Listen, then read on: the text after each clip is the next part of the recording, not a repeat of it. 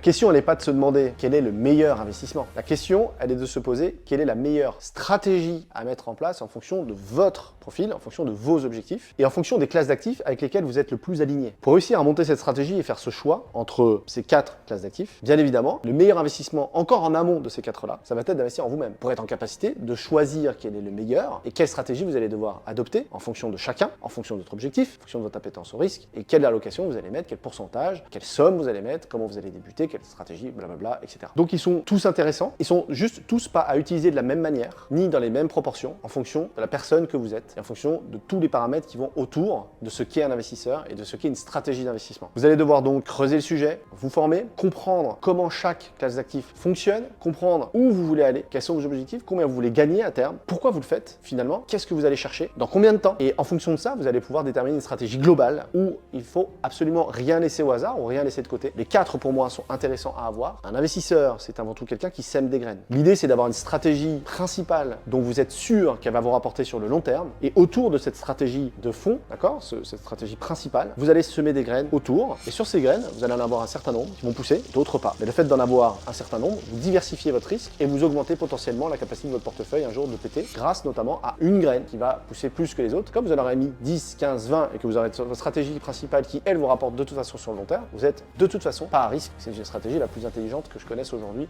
en tant qu'investisseur pour avoir quasiment la certitude d'un gain important sur le long terme.